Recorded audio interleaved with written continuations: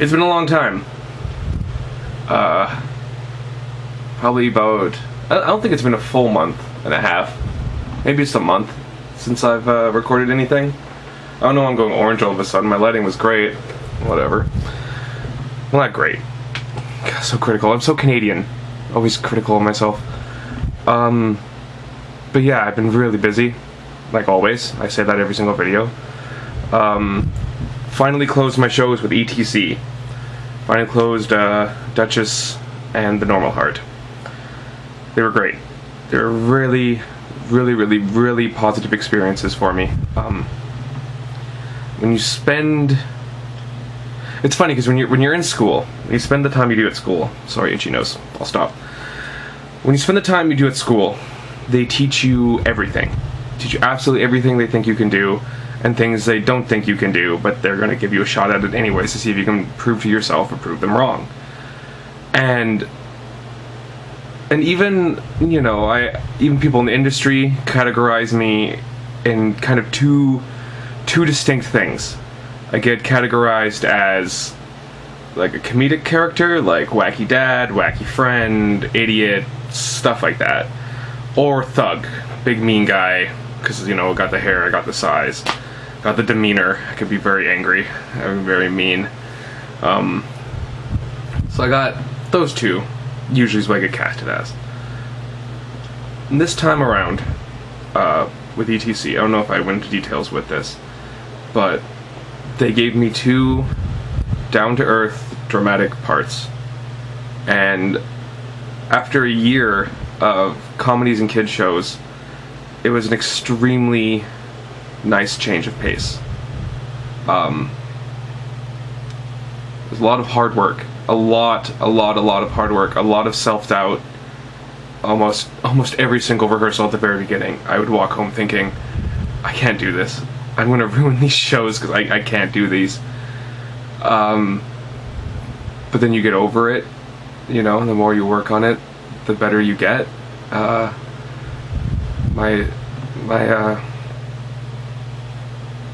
teacher, Ian Raffel, used to always say that the key to success is like practice, practice, practice. So if you want to do better on the test, you study, study, study. You wanted to play a part you don't think you can do it, then you work your ass off to do it. You work your ass off to do anything, really.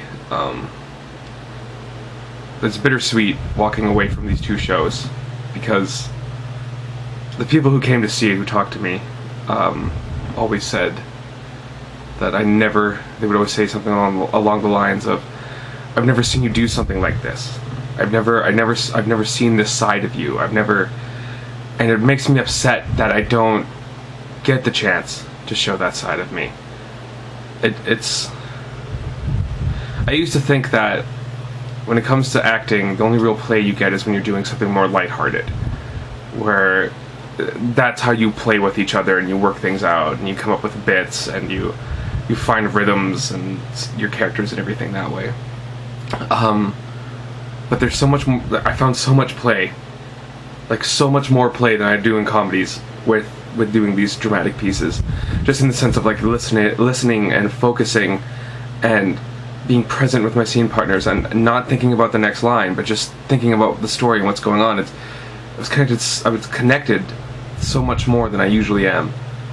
I have this little bit of a director brain on me all the time, where I'll always be looking out, like I'll be on stage thinking about where I'm standing, who can see me, and all that all the time. And I'll be thinking about like how I should deliver this line with the way things are going, and not always. That's not always going through my head. I shouldn't have said always, but it pops in once in a while. And so but I didn't really find that with these. So it's extremely bittersweet to leave all this hard work I did, and how proud I was of me and everyone else in my casts, but very much so of myself. I'm using Dale. I am very proud of myself, and it makes me feel good to do these things. And it makes me sad that I don't get the chance to do these as often as I'd like. Not too sad though, because I work pretty constantly. I already have a fringe show on the go that I'm working on, and then I have cast another pantomime this winter, so that's nice. which actually we're doing a photo shoot tomorrow after work. I gotta go down to Surrey and get some photos ready already. I'm back at it, Roland. I had one morning off. We closed last night. We went out for the cast party. I don't know if you can tell it in my voice or not, but it was a long night. Didn't get home till after 5. And then for some reason I woke up at like 8:30. My body was like, okay, you're awake. And I was, why? Why am I awake? I don't want to be awake. I want to sleep more. Why can't I sleep more? But yeah, I think one of the reasons why I'm really upset about leaving these shows behind, and this is one part worry, one part fear, and one part ego, one part selfishness, is that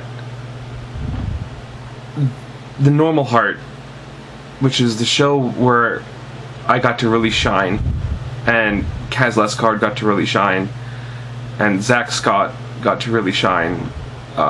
We all did great jobs, but those are two of my close friends from school, and they really went above and beyond. They were amazing. But it makes me so upset that we're part of this community that's struggling, that we're losing theaters, we're losing companies, we're losing a lot of people, and yet, and I'm guilty of this too. In no way am I not saying I'm not guilty of this, because I definitely am. But I've come to realize it through this show, and I'm planning on making a change, and I hope a lot of you make a change too. But we're all part of this industry that's dying. It's dying. You can't really name a lot of big things that happen here anymore. Like, maybe I'm exaggerating. Maybe I'm exaggerating because I still have all these emotions and stuff swirling inside of me. But why don't we support ourselves more? I advertise this show all the time on my Facebook. I did it all the time. And not a lot of people from who I graduated with. I don't think anyone who I graduated with. No, Patrick did. Patrick was the one person I graduated with. I can think off the top of my head that showed up. Kimmy Kid shows up to everything. Kimmy Kid is a saint.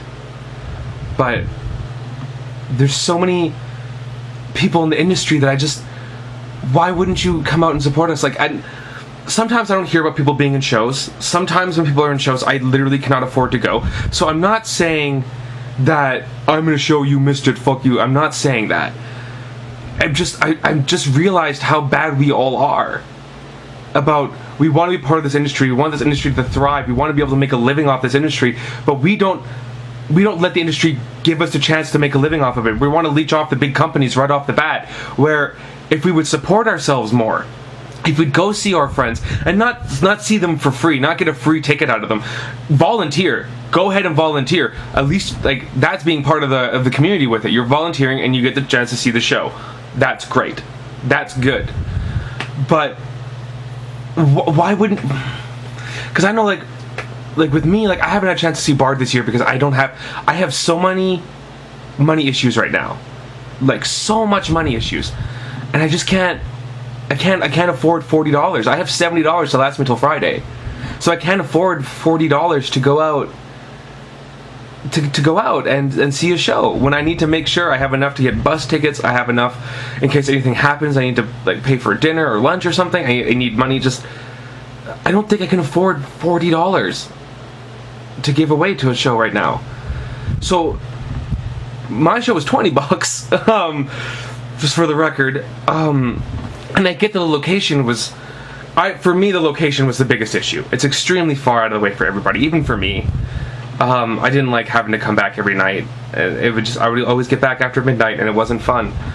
But I don't know. I wish as a community that we talked to each other more and we supported each other a lot more than we do.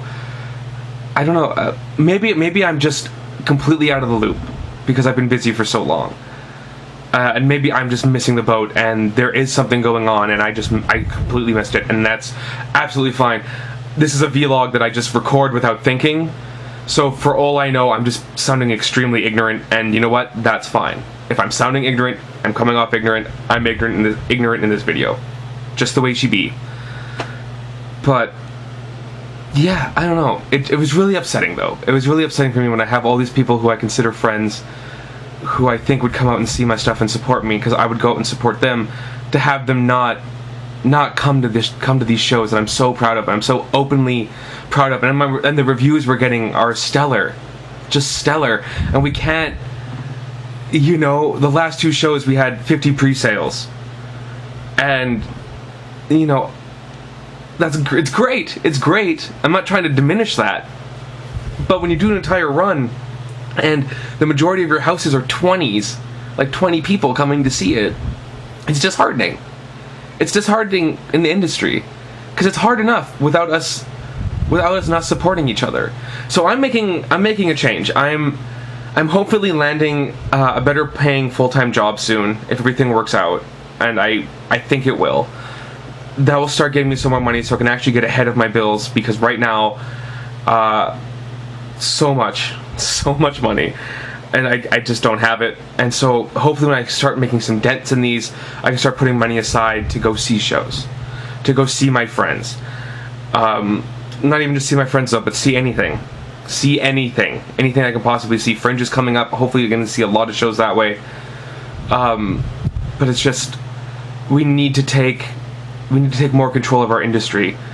I think it's so easy for us to, coming straight out of school, to just expect, I'll graduate from this big time school, then I'm gonna go out in the world, and I'm gonna get into this theater company right away, and it's like, maybe I'll have to work like a year not doing it, and then then I'll book constantly. I won't stop acting work, and it's going to be great, and the money's always going to be there, and get part of one of the 2 or 3 big companies in the city, and then boom, I'm set for the rest of my life. It's not like that.